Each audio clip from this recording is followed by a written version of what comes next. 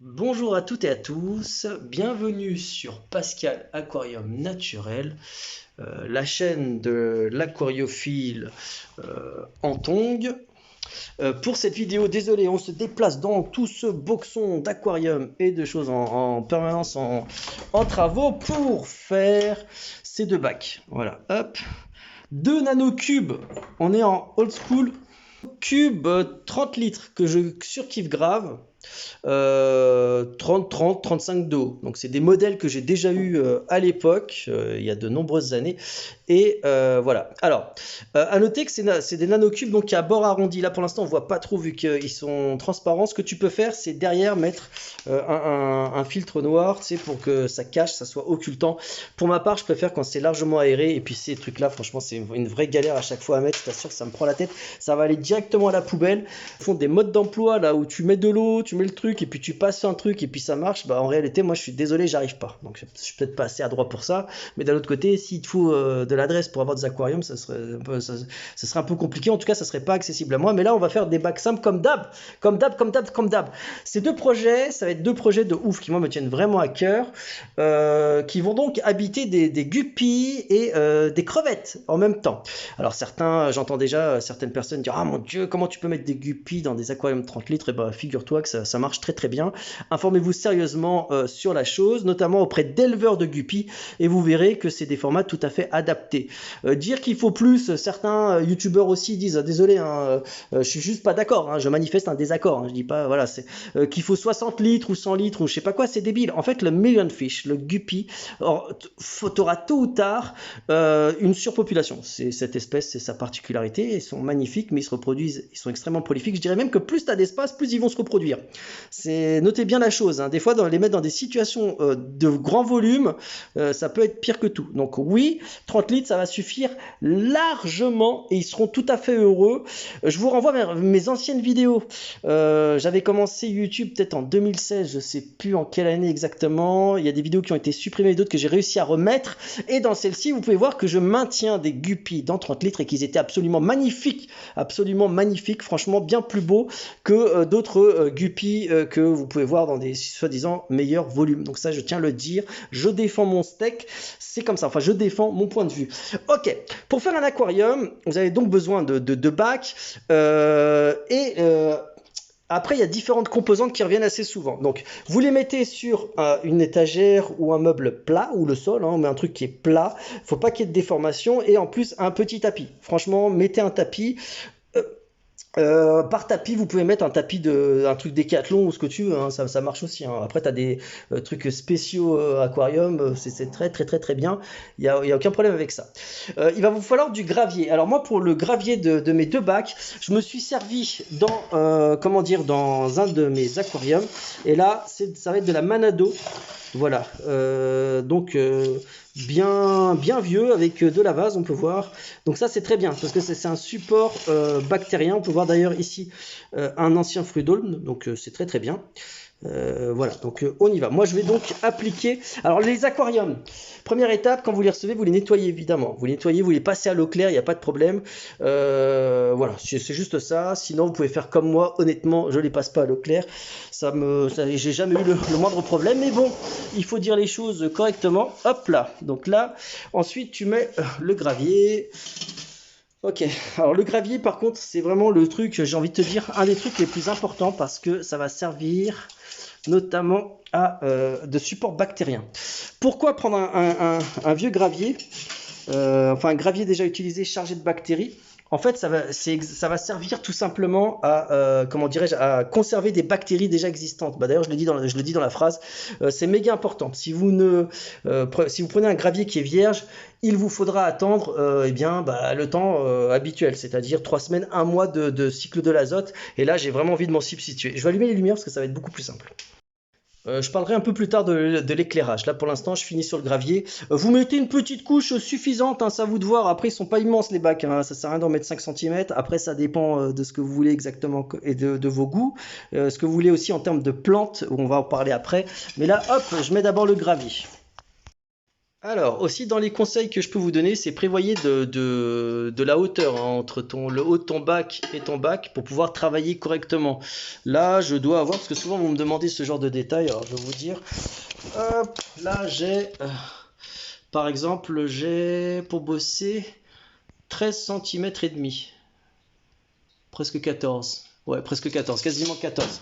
C'est la base, hein, 14 centimètres et voilà. Et pourtant, je suis pas très grand comme gars, donc et si, pour peu que tu sois un peu plus, que tu sois grand, il te faudra plus pour être plus à l'aise. Hop, hop, voilà. N'hésitez pas à vous aider d'une petite spatule. Alors ça, c'est un outil d'aquascaping spécial. Vous pouvez utiliser sinon une carte de crédit. Hein, tu te prends pas la tête, mais ça sera juste peut-être un peu plus compliqué. Ouais, tu te donnes ton premier coup de hardscape.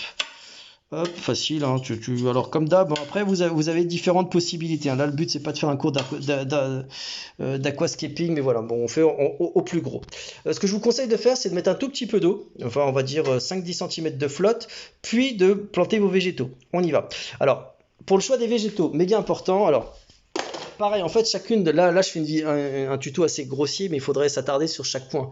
Rien que le point des végétaux nécessite à lui tout seul une vidéo entière pour bien expliquer les différents tenants et aboutissants et fonctionnements végétatifs. Enfin, des végétaux, à savoir notamment les besoins en nutriments dans la terre, en éclairage, en CO2, etc. Là, le but, ça va être de faire 2 aquariums équilibrés et qui fonctionnent super bien. Donc, on prend un sol simple, un éclairage pas trop puissant, je vous en parlerai après, et des végétaux simples aussi. On y va. Donc quand je dis simple, qui ont peu de besoins, donc des végétaux à croissance rapide et qui ont peu de besoins en nutriments. Ça sera l'idéal. En gros, tes plantes vont pousser très facilement, vont bien participer à l'écosystème de ton aquarium, donc via une filtration, on va dire, entre guillemets, et ainsi de suite. Allez, c'est parti, je plante. J'ai mis de l'eau. Certains diront, mais Pascal, qu'est-ce que c'est que ce bouillon crada? Non, ce n'est pas du bouillon crada, c'est juste de l'eau qui était limpide, mais qui a remué le sol, qui était rempli de vase. Donc surtout, alors, il y a différentes écoles. Moi, je dis ne touchez surtout pas à la vase de votre fond. Alors, tu peux faire une aquariophilie où tu vas même utiliser un aspirateur pour laver ton gravier, la totale, tout ce que tu veux. Non, non, non. Moi, je dis que c'est pas nécessaire. Au contraire, gardez-la cette bonne vase parce qu'elle est remplie de bons agents, de microbiote. Enfin, bref, je vais pas rentrer dans tous les détails, mais vous avez plein comment dirais-je, toute une faune et une flore même qui est microscopique et qui va participer à la filtration du bac. Alors attention, par contre, attention. Ce que je fais là, vous le faites jamais une fois que l'aquarium il est fait. Une fois, quand je dis qu'il est fait, c'est-à-dire une fois qu'il est rempli d'eau, qu'il y a les plantes, les poissons dedans, qu'il y a les poissons dedans, vous ne remuez jamais. Ça, c'est un coup, tu peux tuer tes poissons si tu remues le gravier de cette manière-là, alors que, et donc que tu fais remonter tout ça, parce qu'il y a à boire et à manger là-dedans, tu peux asphyxier tes poissons, d'accord? Donc on ne remue pas le fond une fois que les poissons ont été introduits. Voilà, alors c'est de l'eau aussi qui est vieille, c'est de l'eau qui est d'un ancien bac, donc elle n'était pas de cette couleur-là, vous allez voir, elle va devenir translucide. Pourquoi vieille? Parce qu'elle est chargée en bactéries. Le but, c'est parce que j'aime pas attendre, et voilà, le but, ça va être de rapidement mettre les poissons en eau. Voilà, donc on utilise, donc je veux, si tu veux, de la matière déjà filtrante. Et du coup, il y en a dans l'eau, donc il y a de l'eau qui est déjà cyclée, et dans le gravier. Allez, pour les végétaux. Donc là, j'ai fait affaire sur le bon coin avec une dame vraiment gentille. Regarde, c'est trop cool, il y a mes petits escargots. Avec lequel j'avais une souche de poisson dont je voulais me séparer, dont je devais d'ailleurs, je pense, me séparer. Et du coup, j'ai fait un échange avec elle, des poissons contre des plantes. Voilà, des plantes qu'elle a taillées, quoi. Donc on y va, c'est parti. Bah écoute, on y va. Donc là, c'est que des végétaux faciles, hein, je pense. Hein. Donc voilà, je vais planter tout ça. Là, ce que je vous conseille de faire pour la plantation, comme je l'avais déjà fait, c'est d'utiliser une pince. Très important. Alors, je te montre une pince de ce type, par exemple, tu vois, alors soit droite, soit courbée comme ici, juste pour aller planter ton végétal dans l'eau. Hop là, tu le plantes comme ça, hop là, et tu attends tranquillou, voilà, et après tu fais ainsi de suite. Donc ça, j'avais déjà fait des vidéos de plantation. Vous avez surtout besoin d'un bon gravier et de suffisamment d'épaisseur et d'une pince pour aller les enfoncer dedans. Et c'est parti. Allez, je plante tout ça et on se retrouve après. Voilà, vous faites le remplissage. À ce moment-là, une fois que tu es en train de remplir ton eau, donc enfin que tu as fait tes plantations, donc résumé, gravier, mis d'eau enfin un petit peu d'eau, plantation, c'est à ce moment-là que tu peux incorporer tes bactéries. Alors évidemment, en fonction de l'aquariophilie que tu souhaites faire, tu en mets ou pas. Mais si tu souhaites faire une installation express, entre guillemets, sachant qu'avec le système que je suis en train de faire là, tu peux introduire les poissons le lendemain. On va dire que par sécurité, on va attendre, on va dire, enfin quasiment immédiatement, j'ai envie de te dire, même pas le lendemain, mais par sécurité, on va se dire, allez, quelques jours, une semaine, grand maxi. Mais là, franchement, si tu suis ces préconisations-là, voilà, dès le lendemain, tu peux y aller. Bon, après, visons la sécurité parce qu'il est hors de question de faire du mal à nos animaux. Donc, de la sécurité d'attendre 2-3 jours. Donc, gravier déjà usagé, l'amido déjà utilisé, un filtre avec des masses filtrantes d'un aquarium déjà cyclé. Et voilà, et des bactéries en plus. Et là, tu seras tranquillou. Tu peux aussi ajouter un conditionneur d'eau. Là, j'utilise un matos là, de chez Tropica. Voilà, donc je mettrai tout ce que j'utilise en descriptif de vidéo. Donc on y va, hop là. Alors à noter qu'avec les bactéries, t'as pas de surdosage possible, c'est ça qui est cool. Donc tu peux suivre les préconisations qui te sont demandées, tu vois, mais t'as pas vraiment en réalité de surdosage possible avec les bactéries. En gros, dès que t'en as trop, si t'en as mis trop, elles vont tout simplement mourir, faute de bouffe, j'ai envie de te dire, et il y aura aucune incidence sur le bac, quoi. Allez, je continue mon remplissage et on se retrouve après. Alors, dans les éléments aussi, quand on a des crevettes, dans les points à prendre en compte qui sont vraiment très importants, je pense, ce sont les éléments de décoration qui vont servir par exemple aux juvéniles pour qu'elles se planquent, aussi aux crevettes, ça leur servira de substrat nourricier, de support nourricier, parce qu'avec une microfaune qui va se développer dessus, j'ai nommé donc enfin, les éléments de déco pour eux. Donc, par exemple, le bois de cactus, qui est un élément vraiment cool et à utiliser que tu peux utiliser en surnombre, j'ai envie de te dire, il n'y aura pas de surdose possible. En fait, les juvéniles pourront se planquer dedans et grappinouiller dessus de la bouffe ou même les adultes, hein. Donc n'hésite pas à en mettre quelques-uns, moi j'en ai un petit stock, hop là, voilà. J'en ai des petits, j'ai des petits morceaux qui ont été cassés, tu vois, ou que j'ai coupés. Je les prends quand même. Moi, je prends tout, ça pourra servir. Alors, à noter que quand tu les mets dans l'eau, hop là, regarde. Dans un premier temps, quand tu les reçois, hop, hop, ils flottent, c'est normal. Donc il faut attendre soit quelques heures, un jour ou deux, des fois un peu plus, et après bah ils vont couler ils vont couler à la cool, quoi. Donc t'attends tranquillou, quoi. Je fais une petite parenthèse rapide sur l'éclairage. Alors je vais pas en faire toute une vidéo parce que tu vois déjà ça a de la tronche, hein, t'as vu, c'est pas mal là déjà. Alors il faut juste une lumière blanche en fait, du 6500K. Soit vous pouvez passer par des lampes du commerce, il n'y a aucun problème avec ça. Sinon, vous pouvez prendre comme moi des spots LED. Je vous mettrai en descriptif de vidéo voilà, un lien pour vous procurer les mêmes si vous voulez. Moi je trouve ça vraiment cool, hein. L'éclairage y rend bien. Alors après c'est vrai qu'au niveau de l'esthétique, il faut arriver à le planquer. Tac, faut faire un petit bidouillage, tu vois. Ah, c'est pas non plus, tu vois, c'est pas accessible peut-être à tout le monde. Donc c'est déconseillé aux débutants parce que tu vois, il y a de l'électricité quand même. Mais par contre, pour tous les autres, donc si tu fais un peu d'électricité, que tu es majeur, par contre, n'hésite pas, hein. C'est vraiment un bon truc, tu vois. Hop, là j'en ai quelques-unes dans des terras et tout, et ça marche super bien. Il n'y a aucun problème avec ça, quoi. Sinon, bah, prenez des lampes d'aquariophilie traditionnelles ou en tout cas des éclairages. Donc, si vous les faites par vous-même, vous pouvez prendre des éclairages, des spots ou autres. Lumière blanche, donc 6500K, minimum 6000K, allez, ça passe encore. Voilà, qui est l'équivalent de la lumière du soleil vers midi à peu près. Voilà, donc tout ça sera en descriptif de vidéo. À noter que tu peux aussi utiliser des noix de coco.